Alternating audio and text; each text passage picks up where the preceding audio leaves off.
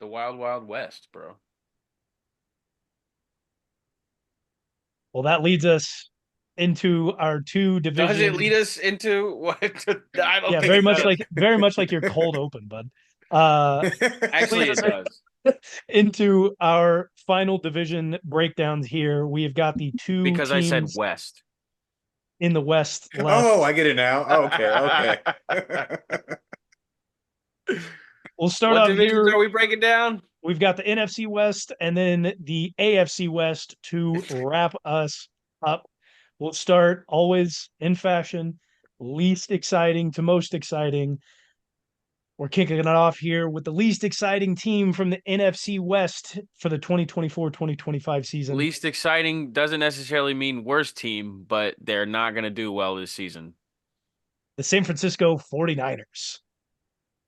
The 40 trash baggers. They're all going to get injured. They are going to suck this year. Brock Purdy's going to get exposed. Promise you that. Brandon Ayuk is unhappy, and if he doesn't stay, Debo Samuel's not going to be able to make it on his own. Christian McCaffrey gets hurt. George Kittle gets hurt. Trent Williams gets hurt. Trent Williams doesn't play. You're going to say he's currently in the middle of a holdout. And he's going to get hurt. I think you're 100% right. I've been saying this for the last couple of weeks to everybody at my work. The 49ers are in some trouble here because they're historically known for making the Super Bowl and then the following two seasons just being completely decimated by injuries before they make it back to a Super Bowl. And right now they're sitting right now, like today is cut day when we're looking at it now. They have got to get down to 53-man roster and they're still $40 million over the cap. And they're still Damn. going to owe Brock Purdy a new contract very, very soon. He is entering his third year in the league, which means he's got 1 year left on his deal. Brandon Ayuk wants his contract figured out before the season. And then Trent Williams is, like we just mentioned, currently on a holdout as he has no guaranteed money left on his contract as a 33, 34-year old with not much time left in the league, even though he's still the number one left Coming tackle. off of what, five straight Pro Bowls or All Pros? Needs Yeah. needs that money. Needs that money. These guys are in trouble. And it's And you John just love to Elway's see it. fault. Or wait, who's that John guy? Lynch. John Lynch. I mean, John Elway, it is his fault in Denver, but he's not in charge of He's San not Francisco. he doesn't own the 49ers. John Lynch. Does he still own them? He He doesn't. doesn't He's own there. them. Whatever, Somebody dude. find this man, Jesus. please. He manages them He's generally, the but yeah. GM. And he's bad. Manages them He generally. led with the head too much back when he played for football. Fuck. It's But really showing now I mean, too. it's yeah, he's got CTE. He was never a money guy. He was always a talent guy, and I think he's done a really good job talent wise Oh. That as a kid's good at GM. football. I just paid him too much. Come on. Look at John Dorsey. John Dorsey did the same thing. Really, Well, really good at talent. Awful, awful, awful at money. And so, that's kind of how their MO is at that organization. They're going to be able to bring in talent left and right because they have good scouts and they have a good GM in that department. But now they're hurting in cash flow. Um, they're just running into all sorts of trouble leading up into off the back of making it to a Super Bowl. and having a stacked roster. And getting hurt That this year. that motherfuckers need money.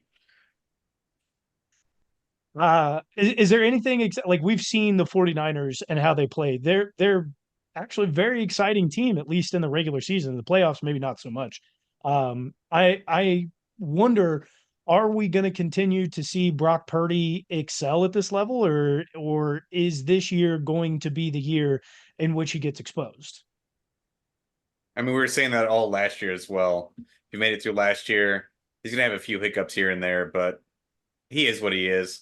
He's in a Kyle Shanahan offense. Great in the regular season, terrible in the postseason. We know what we have over there. And I mean, I think the real exposure would be if he goes to a different team. Like, I don't think he's going to succeed outside of that offense. He's he's mid. He's going to be average.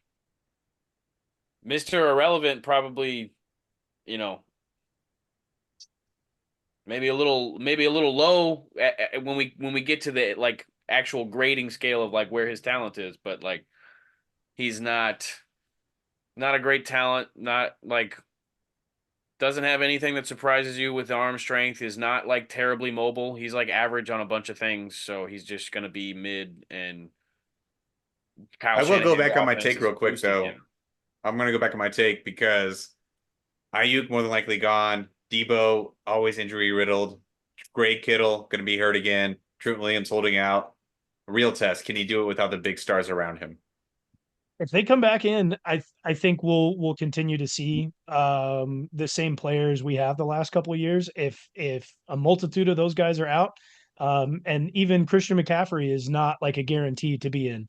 Last year was the first year that he had been healthy since like the first couple years of his career. So, and Elijah Mitchell is on IR for the full season. So the guy that they have backing them up is Jordan Mason.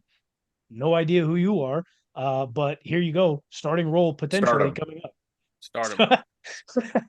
up. And that also leads to this next thing is like Brock Purdy 1 year after this remaining, most quarterbacks are starting to get their extensions done with a year left on their deal. So usually right about now, it seems like they're waiting a little bit to maybe see what Brock Purdy can finish out this season with. But if he has a repeat of season one and season two, there's a lot of expectations that Brock Purdy is going to be the highest paid quarterback in the league when his extension comes up. What do you guys think about that?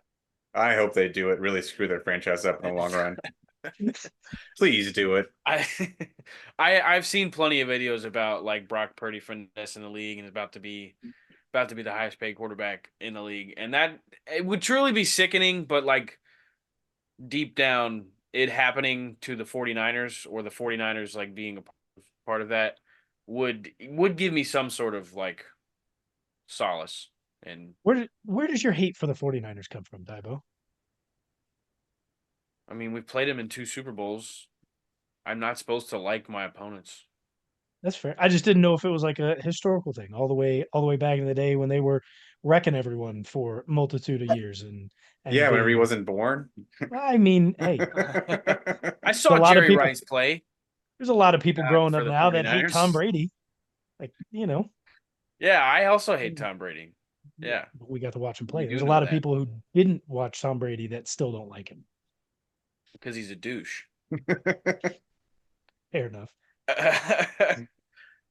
Taking a look at their depth chart, they really didn't add a whole lot. Their defense did not change. Dre Greenlaw, who did get injured in the Super Bowl, is starting the season off on the pup list. I don't know if I didn't see the report, so I don't know if they're keeping him on the IR for the first 4 weeks.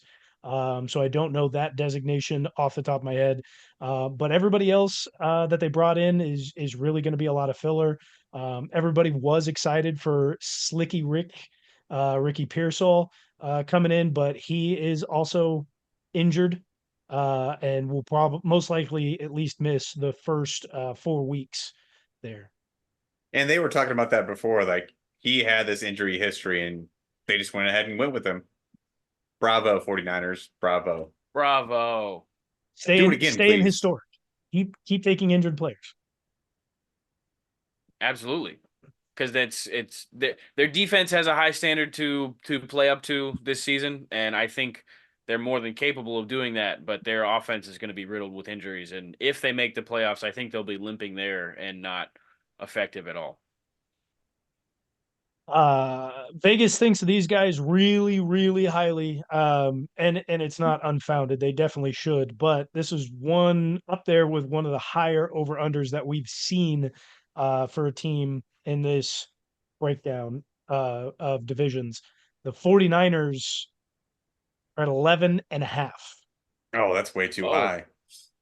that's not as high as I was honestly expecting. But look, I'm hammering the unders. What were you expecting? Were you expecting like 12 and a half? Well, 12. 12.